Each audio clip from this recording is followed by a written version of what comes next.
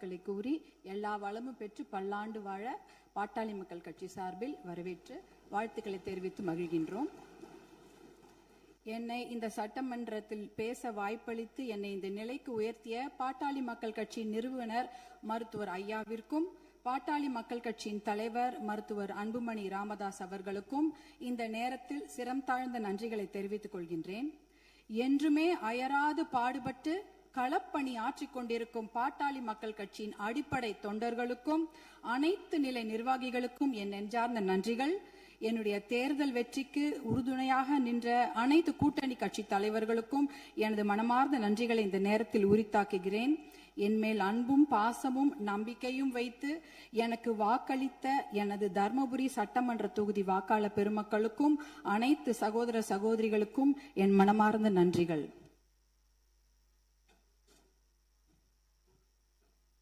மாண்புமிகு பேரவைத் தலைவர் அவர்களே, ஒரு அறையை எதை கொண்டு வேண்டுமானாலும் நிரப்பலாம்.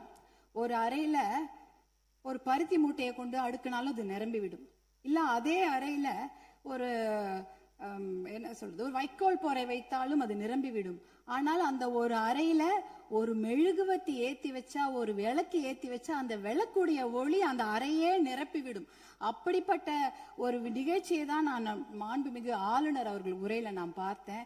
ஏனென்றால் அந்த உரையில் ஒரே ஒரு வாக்கியம், சமூக நீதி கணக்கெடுப்பு நடத்தப்படும் என்ற அந்த ஒரு வாக்கியம் இந்த சட்டப்பேரவை மட்டும் ஒளிபர செய்யவில்லை, தமிழ்நாடு மக்களின் அனைத்து இல்லங்களிலும் அது பிரகாசத்தையும் வெளிச்சத்தையும் ஒளியையும் கொண்டு நிரப்பியது.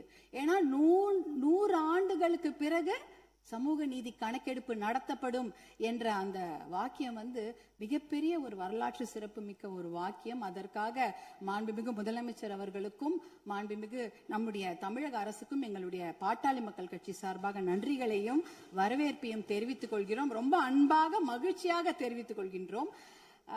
ஏனென்றால் பாட்டாளி மக்கள் கட்சியின் கொள்கைகளே அதை ஒருங்கிணைக்கிற ஒரு மையப்புள்ளி அப்படின்னா அது சமூக நீதி தான். அந்த சமூக நீதியை நிலைநாட்ட இந்த சமூக நீதி கணக்கெடுப்பு நடத்தப்படுவதால் கண்டிப்பாக எல்லா இல்லங்களுக்கும் தமிழ்நாட்டின் மக்களுடைய அனைத்து நலத்திட்டங்களும் போய் சேரும் என்பதில் எந்த ஐயமும் இல்லை. அதற்காக எங்களுடைய மகிழ்ச்சியை தெரிவித்துக் கொள்கின்றோம். மாண்புமிகு மேதக ஆளுநர் அவர்களின் உரையில வேளாண் பெருமக்கள் அப்படின்ற வார்த்தையை சொல்லியிருந்தாங்க. வேளாண் பெருமக்கள் என்ற வார்த்தை எவ்வளவு அழகான வார்த்தை. ஆனால் பாட்டாளி மக்கள் கட்சியில நாங்க வேளாண் பெருமக்களை கடவுளா தான் நாங்க பார்ப்போம். அவர்கள் நமக்கு உணவளிக்கும் கடவுள்களாக தான் நாங்க அவங்கள பாக்குறோம். அதுல பாத்தீங்கன்னா சிறு குறு விவசாயிகளுக்கான கடன், விவசாய கூட்டுறவு கடனை தள்ளுபடி கொஞ்சம் செய்வதாக அறிவித்திருக்கிறார்கள். நீங்க வேளாண் குடிமக்களுடைய உழைப்பை நாம பார்க்க வேண்டும். வெயில்ல யாருமே வெளியில போக மாட்டாங்க. ஆனா வேளாண் குடிமக்கள் மட்டும்தான் வெயிலே வேலை செய்வாங்க. கடின உழைப்ப அந்த வெயில்ல தான் அவங்க கொடுப்பாங்க. அதே சமயம் மழை வெள்ள காலங்கள்லயும் அவங்க வேலை செஞ்சுட்டு இருப்பாங்க. மழை வெள்ளத்துல கொஞ்சம் அதிகமா தண்ணி தேங்கிட்டா கூட அந்த நிலத்துல இருக்கிற அந்த பயிர் எல்லாம் அப்படியே முழுகிடும். இப்பெல்லாம் போய் பயிர் முழுகிட்டா யாரும் போய் நேரடியா ஆய்வெல்லாம் செய்யறது இல்ல. ட்ரோன் அனுப்பி அந்த பயிர்ல அந்த தண்ணி நிலத்துல தேங்கி இருக்கான்னு கண்டுபிடிக்கிறாங்க. 2 நாள் கழிச்சு நீங்க ட்ரோன் அனுப்புனீங்கன்னா தண்ணியே இருக்காது, தண்ணி வடிஞ்சிரும். அப்ப அந்த ட்ரோன் என்ன சொல்லும்னா தண்ணி இல்ல, அங்க எந்த பாதிப்பும் இல்ல அப்படின்ற தகவலை கொடுக்கும். இப்படி எவ்வளவு பிரச்சனைகள். அதே அறுவடை செய்து விட்டார்கள் என்றால் பாத்தீங்கன்னா அந்த டைரக்ட் ப்ரொக்யூர்மெண்ட் சென்டர், அதாவது டிபிஆர்னு சொல்லுவாங்க, அந்த கொள்முதல் நிலையங்கள், நேரடி கொள்முதல் நிலையங்களுக்கு மூட்டை மூட்டையா அரிசி எடுத்துட்டு போவாங்க. ஆனா ஒரு கொள்முதல் நிலையங்கள்லயும் ஒரு நாளைக்கு இவ்வளவுதான் அரிசி எடுத்துக்க முடியும், இவ்வளவுதான் மூட்டை எடுத்துக்கொள்ள முடியும் என்ற அளவுகோல் இருக்கும். ஆனால் அந்த அளவுகோலுக்கு மேல ஆயிடுச்சுன்னா அந்த மூட்டையை வச்சுட்டு வெயிலையும் மழையிலையும் அங்கேயே இருக்கணும். அது என்னவானாலும் சரி, மூட்டையை அவங்க நிலத்துல இருந்து எடுத்துட்டு போயிட்டாங்கன்னா தனியார் அந்த கொள்முதல் நிலையங்கள் வாசல்லே படுத்து கிடப்பாங்க. மழை பெஞ்சிச்சுன்னா அந்த மூட்டையெல்லாம் உள்ளே முளைச்சிடும், கெட்டு போயிடும். இப்படி எத்தனையோ சிரமங்களை மீறி தான் அவங்க நம்மளுடைய உணவு மேசைக்கு சாப்பாடை கொண்டு வராங்க. அதற்காக அவங்க வாங்குற கடன் பாத்தீங்கன்னா தனியார் வங்கிகள்ல வாங்குவாங்க, தேசிய வங்கிகள்ல வாங்குவாங்க, கூட்டுறவு கடன் வாங்குவாங்க, யாருக்கிட்ட வேணாலும் கடன் வாங்கி அந்த விவசாயத்தை செய்வாங்க. அப்படி இருக்கும்பொழுது அந்த வங்கி கடன்களை நாம தள்ளுபடி செய்ய வேண்டும். மகாராஷ்டிரால பாத்தீங்கன்னா எல்லா வங்கி கடன்களையும் தள்ளுபடி செய்திருக்கிறாங்க. நம்ம தமிழ்நாட்டுல நம்ம கூட்டுறவு கடன், அந்த கடனை வாங்கின கடனை முழுமையா முழுமையாக தள்ளுபடி செய்ய வேண்டும் என்பதுதான் எங்களுடைய வேண்டுகோள். அப்படி ஏன் தெரியுங்களா, தமிழ்நாட்டுடைய ஒரு 3 பேர்ல 2 பேர் விவசாயத்துக்கும் விவசாயத்தை சார்ந்த தொழில் செய்யறாங்க தமிழ்நாட்டுல. அப்படி இருக்கும் பொழுது வருஷத்துக்கு நீங்க 10,000 கோடி கடன் வாங்கினவங்க கூட சந்தோஷமா வெளிநாட்டுல வாழ்ந்துடுறாங்க கடனை கட்டாம. ஆனா 10,000 ரூபாய் கடன் வாங்கிட்டு அந்த கடனை யாரா வீட்டு வாசல்ல வந்து கேட்டாங்கன்னா அவமானம் தாங்காம தற்கொலை பண்ணிக்கிறாங்க. 2021, 22, 23 கிட்டத்தட்ட 1968 விவசாயிகள் தமிழ்நாட்டுல தற்கொலை பண்ணி இருக்கிறாங்க. அப்படின்னா ஒரு நாளைக்கு 2 பேர், ஒரு நாளைக்கு 2 விவசாயிங்க தற்கொலை பண்ணிருக்கிறாங்கன்றத இந்த புள்ளி விவரம் சொல்லுது. அவங்களெல்லாம் நம்ம காப்பாத்தி ஆகணும். இப்ப சூப்பர் எல்னினோ வரப்போகுது. அந்த சூப்பர் எல்னினோனா கடுமையான வறட்சி, அதுக்கு நம்ம தயாரா இருக்கணும். இன்னும் எவ்வளவு கடன் வாங்குவாங்களோ அவங்க தெரியாது. நம்ம விவசாயிங்க எங்க இருக்காங்க தெரியுங்களா, 100 அடி ஆழத்து பள்ளத்துல இருக்கிறாங்க. 100 அடி ஆழ பள்ளம் கடன் சுமையில. ஆனா நீங்க நம்மளுடைய தமிழக அரசாங்கம் இன்னைக்கு அவங்க 50 அடி ஆழ கயிறு தான் கொடுத்திருக்கீங்க. எப்படி வெளியில வருவாங்க? 50 அடி கயிறு அவன் 100 அடி ஆளும் பள்ளத்து இருக்கிறாங்க. அந்த விவசாயிங்க எப்படி வெளில வருவாங்க? முழுமையாக கடனை தள்ளுபடி செய்தா தானே அவங்க அந்த கடன் பிரச்சனை வெளியில வந்து அவங்க அடுத்த வேலையை பார்க்க முடியும். அதனால நீங்க உங்களுடைய அதிகாரிகள், மாண்புமிகு பேரவைத் தலைவர்கள், உங்கள் வாயிலாக முதலமைச்சரை நாங்க கேட்டுக்கொள்வதுதான், உங்களுடைய அதிகாரிகள் சொல்லுவாங்க, ஐயோ நிதி சுமை, கடன் சுமை, கூடுதல் செலவினம் அப்படிலாம் சொல்லுவாங்க. ஆனா அதையெல்லாம் நீங்க அதையெல்லாம் ஒரு புறம் ஒதுக்கி வைத்து விட்டு அவர்களுக்கு முழு கடன் தள்ளுபடி செய்யணும். ஏற்கனவே 2,000 கோடியா 6,000 கோடியா உயர்த்திட்டீங்க. இன்னும் ஒரு 18,000 கோடியா அந்த கடன் தள்ளுபடி, கூட்டுறவு கடன்களை மட்டும் தள்ளுபடி செய்யுங்க. ஏன்னா ஏற்கனவே அவங்க 1 வருஷத்துக்கு தான் தள்ளுபடி செய்திருக்கிறீங்க. அதற்கு முன்னால ஒரு 2 வருஷம் கடன் அவங்க வாங்கி வச்சிருக்கிறாங்க. அந்த கடனையும் முழுமையாக தள்ளுபடி செய்தீர்கள் என்றால் அவங்க கண்டிப்பாக எத்தனையோ கடுமையாக உழைக்க தயாராக இருக்கிறார்கள். அவங்களுக்கு அந்த ஒரு ரெஸ்பெக்டை நம்ம கொடுக்கணும், அவங்களுக்கு அந்த நிவாரணத்தை நாம் தர வேண்டும் என்று உங்களை எல்லாம் நாங்க அன்போடு கேட்டுக்கொள்கின்றேன்.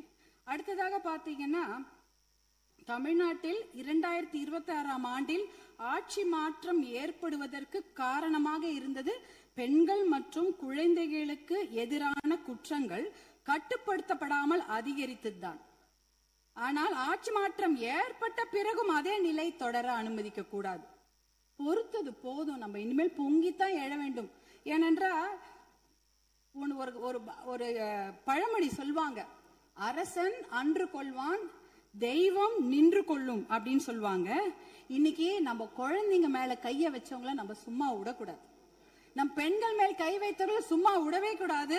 இதுக்கு மேல நம்ம பொறுமையா இருக்கிறதுல அர்த்தமே கிடையாது. துபாய், அரபு நாடுகள், இல்ல சிங்கப்பூர் போன்ற நாடுகள்லாம் இப்படிப்பட்ட கொடுமையான குற்றங்களை செய்தவர்களுக்கு உடனடியாக சட்டப்படி மரண தண்டனை கொடுக்கிறார்கள். அந்த மரண பயத்தையும் உயிர் பயத்தையும் அந்த தப்பு செய்தவங்களுக்கு நம்ம கொடுக்கணும். அப்படி இருந்தாதான் இந்த பெண்கள் குழந்தைகளை காப்பாற்ற முடியும். வேற வழியே கிடையாது. ஏன்னா அவங்க நினைச்சிட்டு இருக்கிறாங்க, இன்னும் ஒரு 5 வருஷம் பொறுமையா கேஸ் ஆடிக்கிட்டே போலாம், பொறுமையா வெளில வந்துடலாம், இந்த கோர்ட் இல்லைன்னா அந்த கோர்ட், அந்த கோர்ட் இல்லைன்னா அதுக்கு மேல கோர்ட்னு போய் அவர்கள் வெளியில வந்து விடுவார்கள் என்ற தைரியத்துலதான் இவ்வளவு பெரிய தவறுகளை செய்கிறார்கள். அவர்களுக்கு அந்த உயிர் பயத்தை, குழந்தைகள் மேல் கை வைத்தவர்களுக்கும் பெண்கள் மேல் கை வைத்தவர்களும் அந்த உயிர் பயத்தை கொடுத்தாதான் இனிமேல் அந்த தவறை செய்ய மாட்டாங்க. அதுக்காக இனிமேல் நாம பொறுத்தது போதும், பொங்கி எழ வேண்டும் என்று மறுபடியும் நான் உங்களை வேண்டி விரும்பி கேட்டுக்கொள்கின்றேன். அப்புறம் தருமபுரி மாவட்டத்திற்கு ஒரு என்னுடைய கோரிக்கைகள், தருமபுரி காவிரி உபரிநீர் திட்டத்தை உடனடியாக அறிவிக்க வேண்டும். தருமபுரி மாவட்டம் மிகவும் பின்தங்கிய மாவட்டம், ரொம்ப வறட்சியான மாவட்டம்.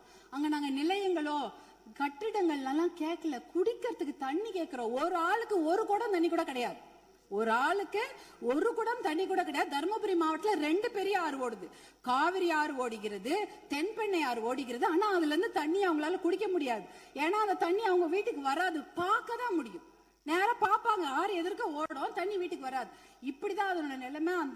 அந்த தர்மபுரி காவிரி உபரிநீர் திட்டத்தை செயல்படுத்தினாங்கன்னா கண்டிப்பாக தண்ணி வந்து அவங்களோட ஏரி குளங்களில் நிரம்பிவிடும், எத்தனையோ குடும்பங்கள் பிழைத்து விடும். அது ஒரு அந்த திட்டத்துக்கு நீங்க புளோரோசிஸ் கூட, புளோரைடு கூட தர்மபுரி மாவட்டத்தில் இருக்கு. எல்லாருடைய பல்லும் கருப்பு கருப்பா இருக்கும், மஞ்சள் கலரா இருக்கும் தர்மபுரி மாவட்டத்துல மக்கள். அது பாத்தீங்கன்னா அந்த புளோரோசிஸ் என்ற ஒரு தன்மை, அதெல்லாம் குறைக்கணும்னா நல்ல தண்ணியை கொடுங்க. தருமபுரி காவிரி உபர்நீர் திட்டத்தை நீங்கள் செயல்படுத்துமாறு அன்போடு கேட்டுக்கொள்கின்றேன். அடுத்தது தருமபுரியில சிப்காட் தொழிற்பேட்டை அனௌன்ஸ் பண்ணி 18 வருஷம் ஆச்சு. 2 முறை அதுக்கு திறப்பு விழா பண்ணியாச்சு. ஆனா கூடுதல் நிதி ஒதுக்கீடு செய்ய வேண்டும். அந்த இடத்துல 2 நிமிஷம் கூடுதல் நிதி ஒதுக்கீடு செய்து தருமபுரி மாவட்டத்திற்கு அந்த சிப்காட்டை உயிர் கொடுக்கணும். ஏன்னா தருமபுரி மாவட்டத்தில் 3 லட்சம் இளைஞர்கள், 3 லட்சம் குடும்ப தலைவர்கள் புலம்பெயர்ந்து மற்ற ஊருக்கு போய் பழிச்சிட்டு இருக்கிறாங்க. அவங்க குடும்பத்தோட சேர்ந்து வாழறதுக்கு நீங்க வழிவகை செய்யணும். கூடுதல் நிதி ஒதுக்கீடு செய்து அந்த சிப்காட்டுக்கு உயிர் கொடுக்க வேண்டும் என்று கேட்டுக்கொள்கின்றேன். அடுத்தது பாத்தீங்கன்னா தர்மபுரி மொரப்பூர் ரயில்வே திட்டம். சென்னையில இருந்து எல்லாரும் அவங்க ஊர் தலைநகருக்கும் மாவட்ட தலைநகருக்கு ட்ரெயின்ல போலாம். ஆனா எங்க ஊருக்கு மட்டும் போகவே முடியாது ட்ரெயின்ல. தர்மபுரிக்கு சென்னைக்கும் ட்ரெயின் கனெக்ஷன் கிடையாது. அதுனா மொரப்பூர்ல ஒரு பெரிய பிட்டு உடைஞ்சு போயிருக்குது. அதுக்காக பாட்டாளி மக்கள் கட்சி நாடாளுமன்ற உறுப்பினர்கள் 2004 இருந்து போராட்டம் பண்ணி 2019 அந்த திட்டத்துக்கு அனுமதி வாங்கி ஃபண்டும் வாங்கி கொடுத்துட்டாங்க. ஆனா நிலத்தை வாங்கி கொடுப்பதில் கொஞ்சம் நிறைய சிக்கல்கள் இருக்கு. 50% நிலம் மட்டும்தான் அதுக்கு ஒதுக்கீடு செய்திருக்கிறாங்க. அந்த திட்டத்தை விரைவாக செயல்படுத்த வேண்டும். அதற்கு நீங்கள் சிறப்பு கவனம் தமிழக அரசாங்கம் செய்ய வேண்டும் என்று உங்களை அன்போடு கேட்டுக்கொள்கின்றேன். வருமானம் இல்லைன்னு நம்ம சொல்லிட்டு இருக்கிறோம். ஆனால் நிறைய நல்ல திட்டங்கள் இருக்கிறது. அதாவது பாலிசி டிசிஷன்ஸ் பண்ணாலே அந்த வருமானம் தேவை கிடையாது.